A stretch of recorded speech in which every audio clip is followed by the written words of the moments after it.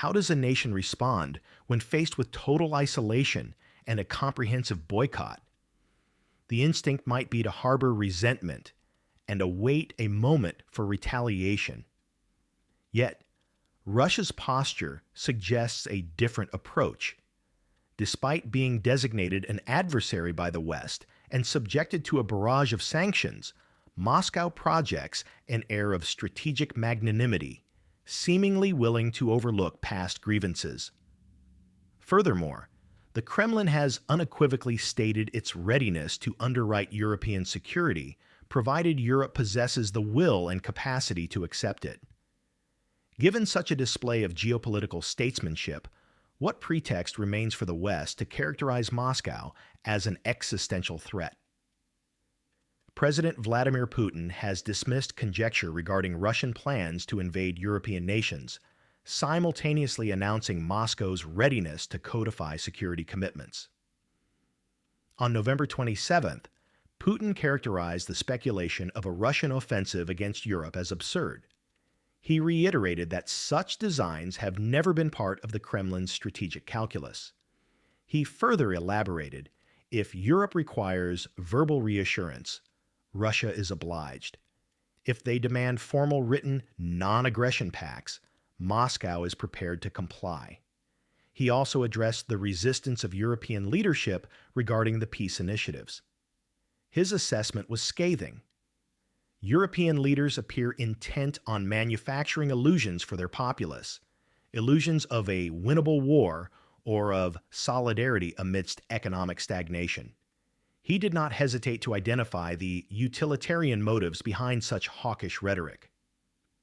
According to President Putin, this posturing likely serves the military-industrial complex, prioritizing the profit margins of arms manufacturers over the welfare of the citizenry. He went so far as to assert that these leaders aim to shore up their domestic political standing against the backdrop of a faltering economy. The Russian president delivered an uncompromising verdict. Of course, that is nonsense, absolute nonsense. He directly accused the West of artificially inflating the Russian threat in the public consciousness to service internal political agendas. Previously, Moscow's long-standing doctrine held that there could be no unconditional ceasefire with Kyiv. He asserted that calls to freeze hostilities in this location or that are non-starters. The prerequisite remains immutable. Ukrainian forces must withdraw from territories currently under Russian control. Only then will combat operations cease. Failing this, Russia will be compelled to secure its objectives through military means. According to Moscow's rationale, freezing the conflict or accepting an unconditional truce is merely a ploy to buy time for Kyiv and its Western backers. Time for what purpose? To replenish manpower, restock arsenals, and reconstitute forces for a future counteroffensive. Moscow has repeatedly and categorically rejected allegations of planning attacks on European soil. Conversely, Russia posits that NATO is the primary provocateur, driving hostility and escalation. In summary, the signal from the Kremlin is distinct. They perceive European resistance not as a defense of Ukraine or regional peace, but as a product of political calculation and the personal economic interests of elites in Brussels and Berlin. This represents a diametrically opposed worldview, indicating that the schism between Russia and Europe will remain profound, even in a post-conflict landscape. Since the eruption of the Russia-Ukraine conflict in 2022, Europe, in concert with the United States, has aggressively funneled military aid to Ukraine. The EU remains committed to sustaining arms shipments to Kyiv and has ratified an €800 billion European rearmament initiative. On the diplomatic front, Foreign Minister Sergey Lavrov delivered a surprising yet consistent message. Moscow could extend security guarantees to both the European Union and NATO. Speaking at the International Conference on Eurasian Security in Minsk, Belarus, Minister Lavrov outlined this strategic overture. This statement served not only as a denial of aggression, but as a significant diplomatic proposal. Lavrov emphasized that Russia does not harbor, nor has it ever harbored, intentions to attack any NATO or EU member state. While this denial is not new, the subsequent proposition is significant. Mr. Lavrov stated that Russia is prepared to enshrine this stance within a future Eurasian security architecture. In essence, the Kremlin is proposing a new regional security treaty, wherein the commitment to non-aggression against NATO or EU members would be formalized in writing. This maneuver aims to alleviate anxieties and compel the West to reevaluate its confrontational posture. However, the Russian foreign minister did not neglect to admonish his audience, pivoting immediately to criticize European leadership. Lavrov accused them of abandoning the concept of genuine security dialogue. His reasoning was blunt. They are not seeking security guarantees with Russia, but rather security against Russia.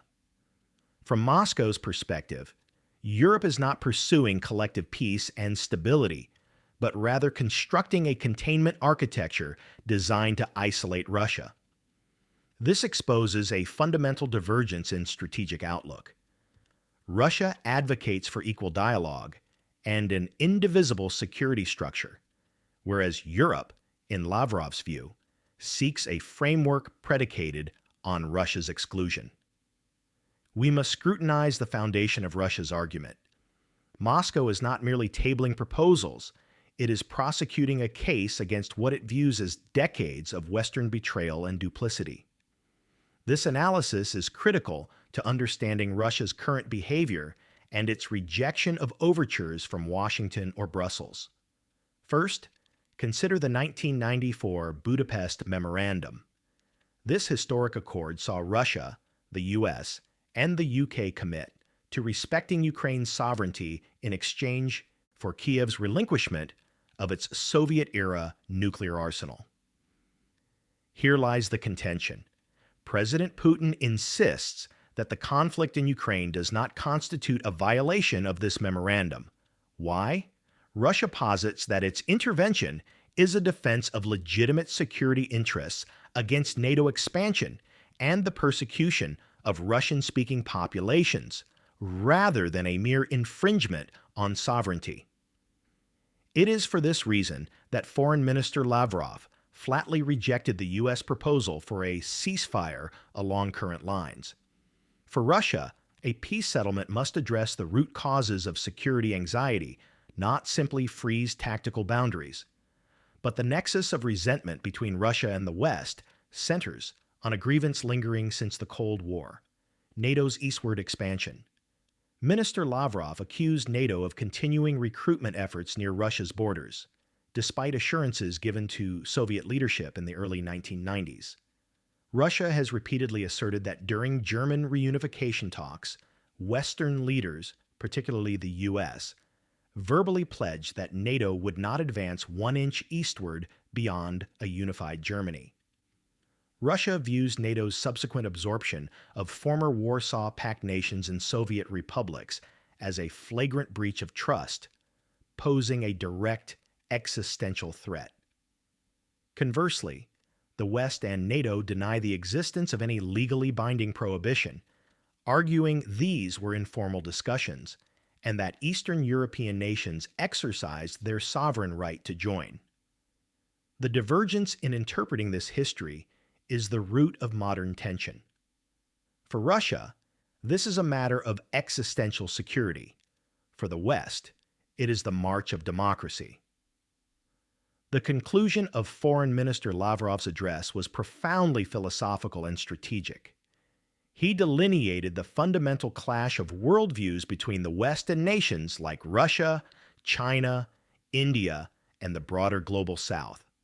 According to Lavrov, these nations believe global stability must be predicated on equality, sovereignty, and the indivisible security of all parties. They reject an order where the security of one bloc is purchased at the expense of another. The core of the tension lies in the refusal of most NATO and EU states to accept a new reality. The era of Western unipolar hegemony has concluded. A multipolar world order, a new historical epoch, has emerged. Lavrov's statement is not merely a justification for Russian policy, but a reframing of the entire international discourse.